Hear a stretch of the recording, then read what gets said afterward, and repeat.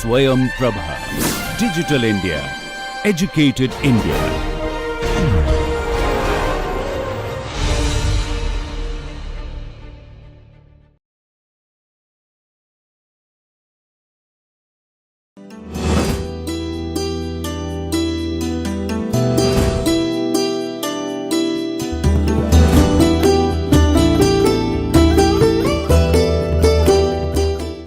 Welcome viewers, welcome back to the class on ESD, Education for Sustainable Development.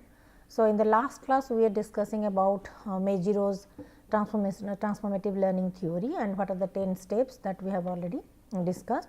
Now, let us to continue with that. So, principles of andragogy. So, let us define what is andragogy. Pedagogy is the science and art of teaching, but andragogy primarily deals with the adult education. So, andragogy again the same thing, that is science and art of teaching for the adult learners. Okay. So, here we can see there are 6 assumptions that are often started as the principles of adult education. So, what are these principles of andragogy? Need to know why. So, when the adult learner learns, he has to understand why he is learning.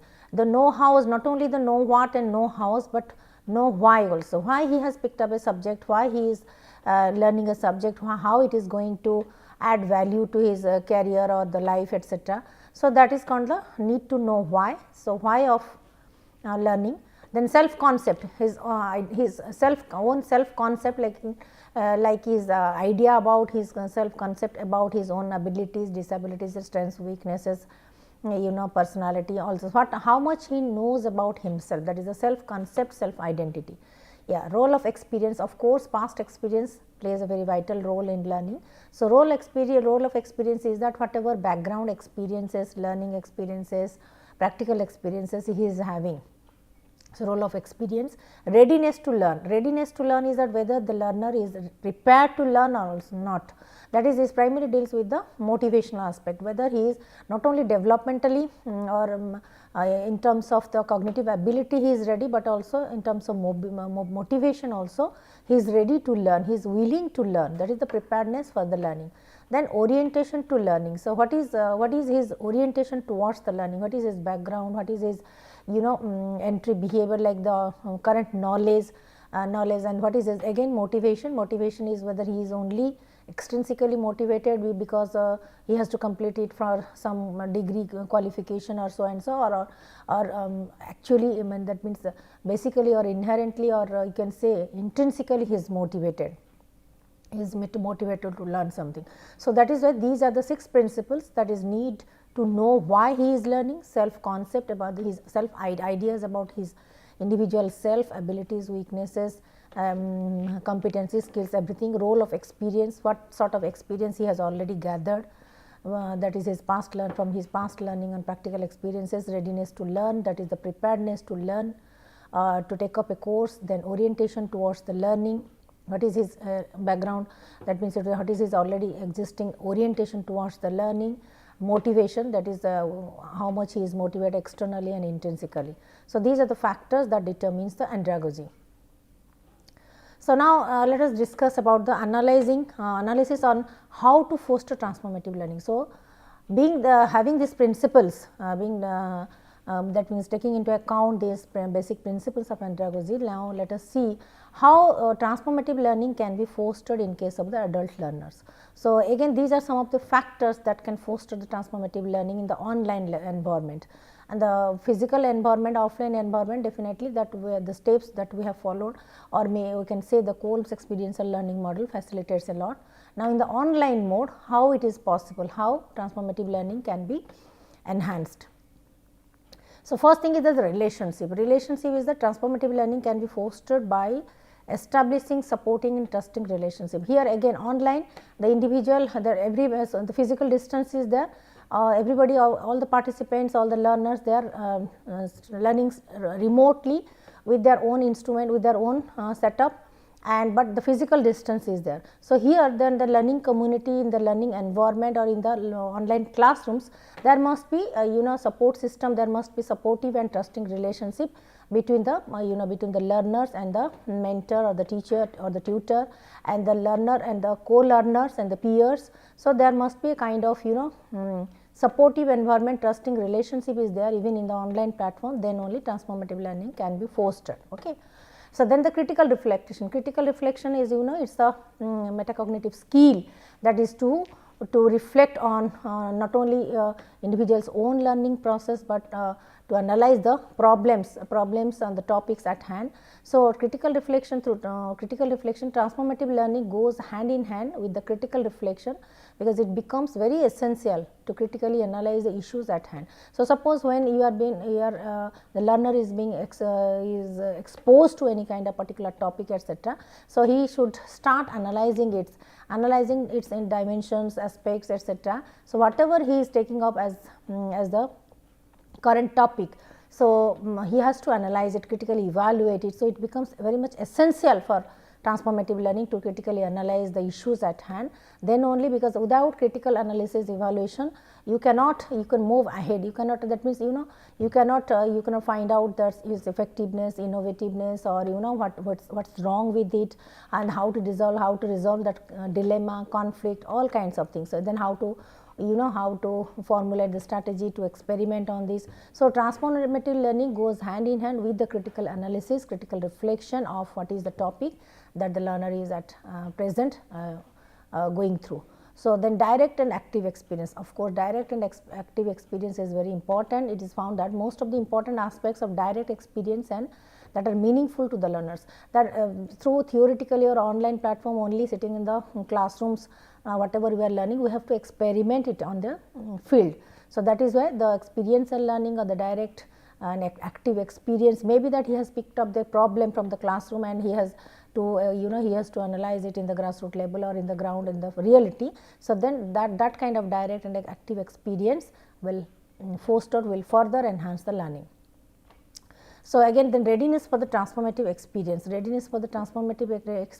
the learner must be aware of or must be ready, that means ready to move ahead throughout the transformative learning process, because now if the individual's awareness and readiness encourages them. So, he must be intrinsically motivated, he must be self encouraged and must be aware of the transformative learning, that means the transformative learning steps and how it is how they are going to achieve it, how they are going through this process to learn the concepts. So, readiness for the transformative experience, like whether the learner is ready and prepared to experience those transformative learning experiences or not. Then the discourse, that is the discussion, the dialogue, having the discussion and dialogue on the critical aspects of the transformative learning. There are many advantages of doing this in online. Now we can, that this discourse can take place through online conversation, online chatting, online discussion, online through Google Meet and all kinds of the Zoom and all kinds of learning platforms, even through Moodle also, LMS, through also LMS also. So, this can be facilitated and the critical aspect of the transformative learning can be carried out even in the online process, but provided the learner is ready and willing to learn from the transformative learning, because transformative learning requires the critical thinking, active participations and reflective thinking, all kinds of higher order thinking skills are required for transformative learning, and the learner should be prepared for that besides motivation. Okay. So, now in practice, how in practice transformative learning can happen. So, when the transformative learning is the goal of adult education, then the environment should be the environment in which it should be achieved should fulfill this criteria, like the role, it is the role of the educator, but it has to be very much specified that what is the role of the educator, the role of the professional development of the educator, who is going to educate the learners, who is going to train the learners. So, what is his professional development background. Then the strategies of transformative learning, transformative professional development strategies, what strategies they are going to adopt for this transformative professional development. Then examples in the educator professional development, the role of the learner and the role of the rational and the affective domain. So, here you can say for transformative learning to carry on in online platform. So, the educator's role is very important here. So, the role of the educator to be very specific, and his professional development, his background, his his strategies he is going to adopt. Then the role of the learner, what would be the learner of the learner, what the learners are expected to perform and do. So, the role of the rational and affective here again. So, here first the two aspects are there. Rational is the cognitive, that means logical analysis would be very much required, and affective is that willingness, the motivation, the that means interest and passion for learning that things in the transformative learning environment. So, some of the examples we can see, some of the examples of transformative learning, as you can see, like examples of transformative learning, like exposure to different cultural experiences that can also facilitate the expansion of one's world view, foster empathy and appreciation of diversity, that we have already discussed, that how cultural diversity, cultural experiences, cultural exposure, multicultural knowledge, etc., or you can say the cross cultural intelligence facilitates in understanding the different cultural issues, unique features and their habits, then their traditions. So, those things will help in broadening the learner's world view. So, that is why facilitating the expansion of world view of the learner through exposing to different cultural experiences, that can also further enhance the empathy and appreciation of the diversity, and it increases the perspective, increases the broader outlook and the individual's perspectives.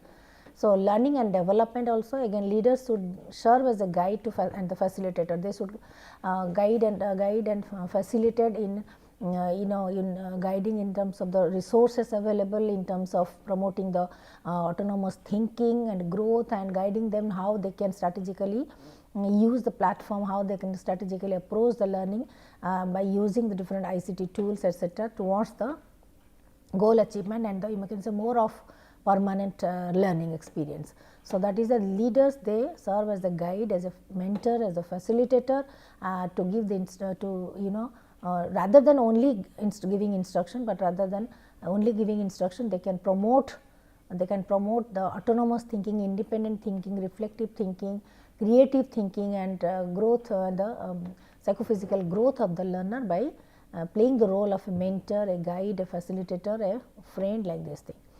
So, then the enhancing the personal questioning through the journaling as well as cultivating the critical awareness of assumptions. So, during the discussions, during this learning period, the learner should also be you can say motivated, encouraged for asking many questions, queries, to participate in the journaling, then journaling in the discussions, in the debate, having the discourse, dialogue, all kinds of arguments, discussions, and peer to peer discussion, then group learning, group discussion. So, and asking questions, formulating hypothesis, critical awareness, assumptions, making assumptions and validating it, all these kind of things.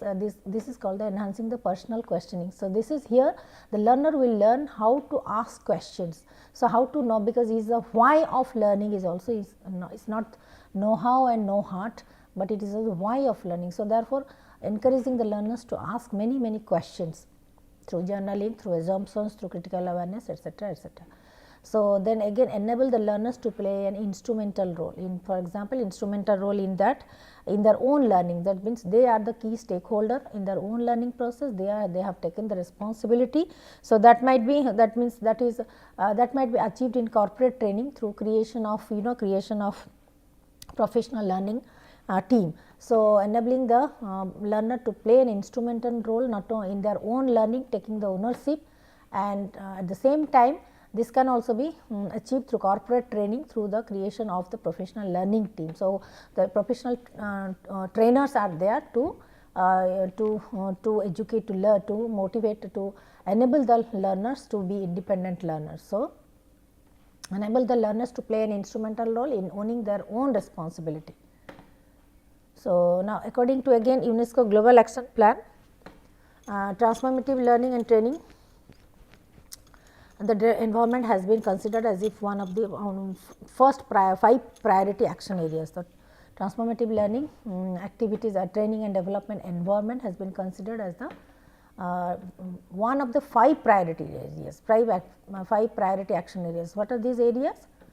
critical reflection about social context, because as we know in sustainability 3 domains are there: social, environmental and economical. So, here critical reflection about social context, okay, that has to be encompassed under the transformative learning, because unless and until you identify an issue and critically evaluate the social issues that includes the environment and educational environment as well as the as a setup, as an institutional setup. So, to subject the power relations, that means to discuss the social issues, to analyze its different dimensions, in which context it is happening. So, that includes the educational environment as well as the institutional setting subject to power the relationship.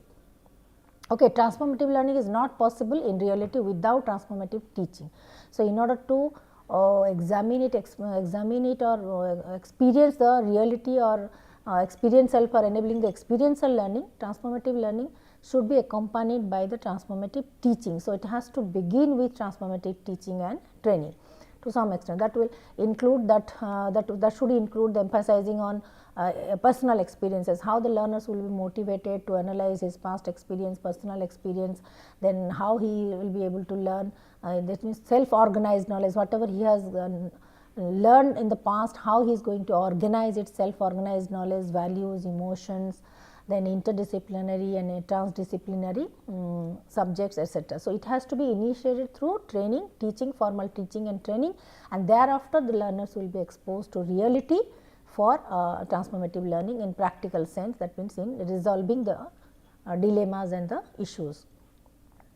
So, a role shift is also necessary. Here the shifting the role is also very important, like teachers to take as the role of a coaches, as the mentor, as the facilitator, as the guide.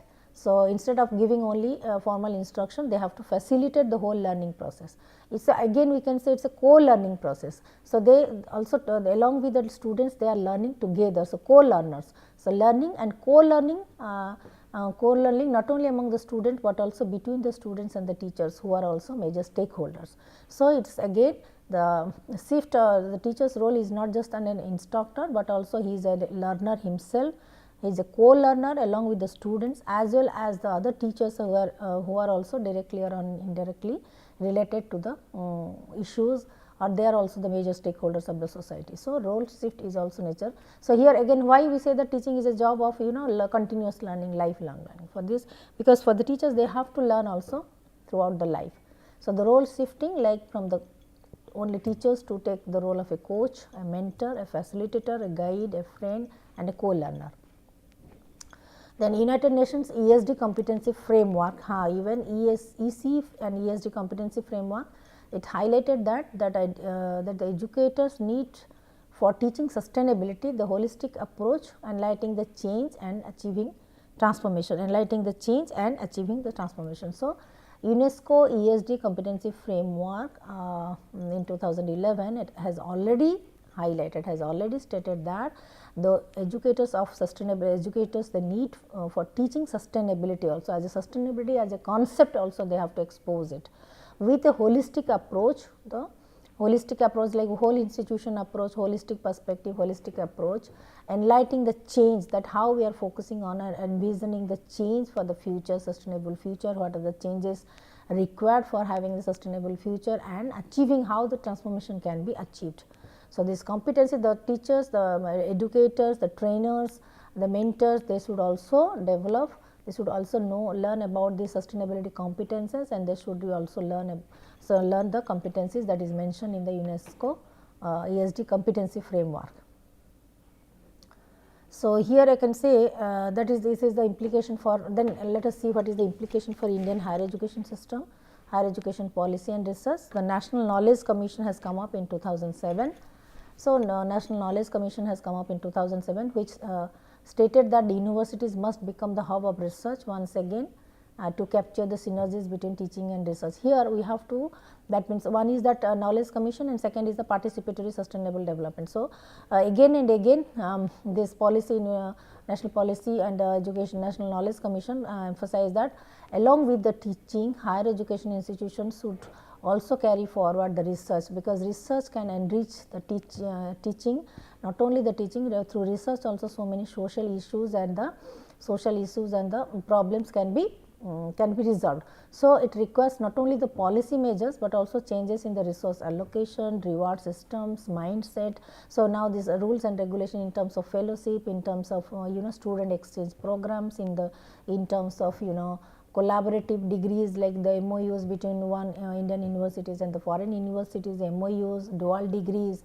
and student exchange program, faculty exchange program, offering the internship to do it in other universities abroad. So, these are some of the facilities to be introduced to, that is to enrich and enhance not only the teaching in higher education, but to develop a kind of research mindset, and through research and how research, applied research, both the basic research and applied research are important.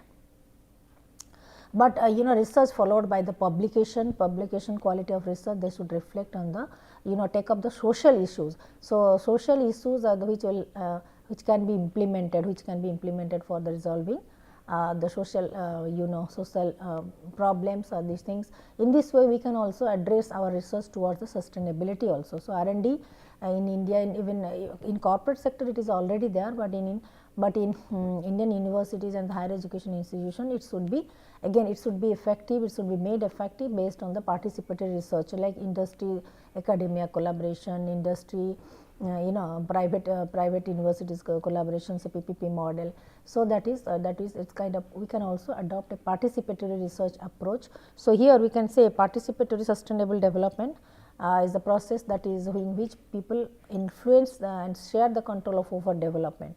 So, all the major stakeholders, like you can say it is a multi stakeholder kind of initiative.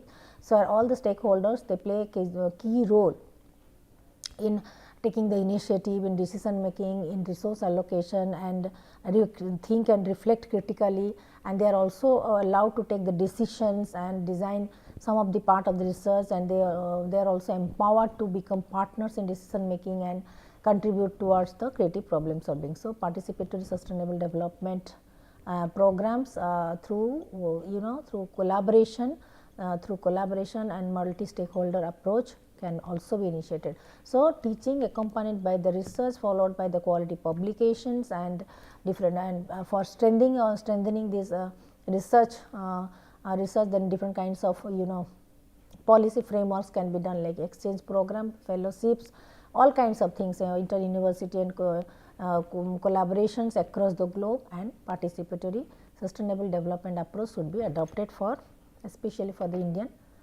education system. So, the transformative learning's implication for Indian higher education system is that it has to promote the research and practice which can bring transformation not only in our education system, but in our society.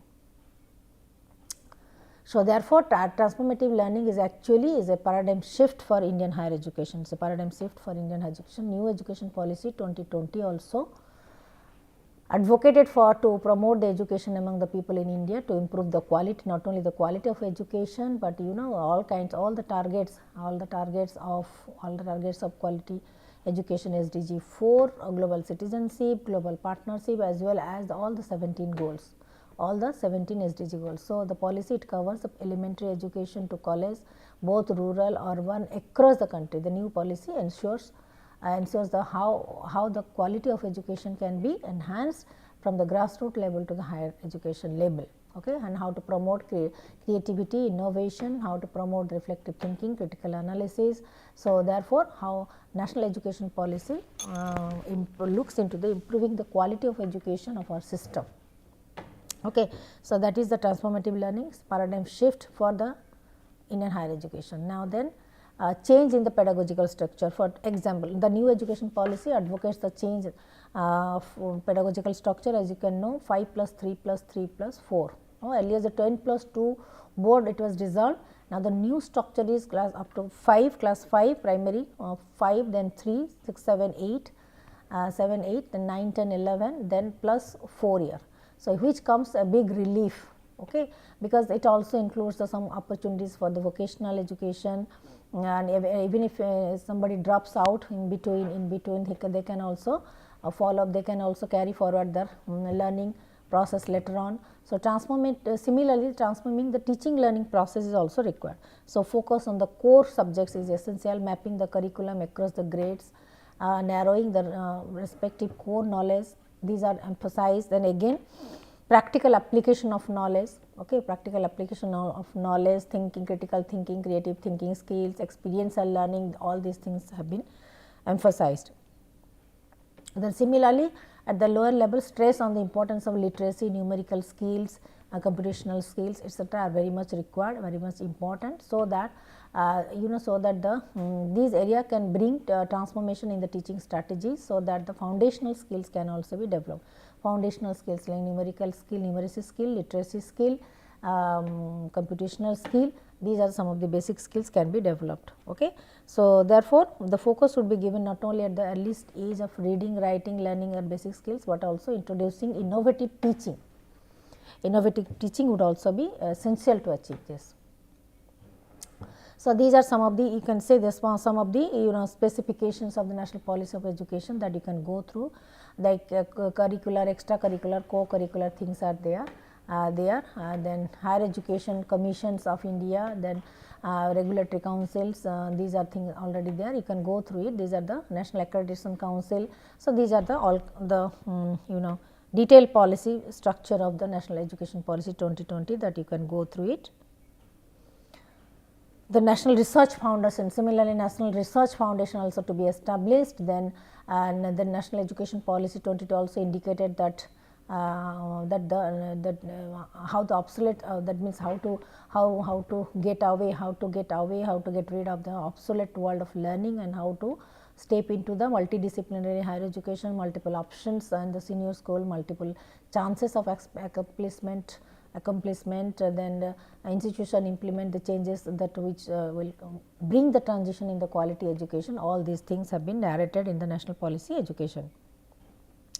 So, pedagogical framework of transformative learning, pedagogical framework of transformative learning, as it has already mentioned that domain that is within the domain of adult education as an education, how the adults learn. So, how the adults learn, actually we have to understand the understand how the adults learn, what is the learning style of the adults.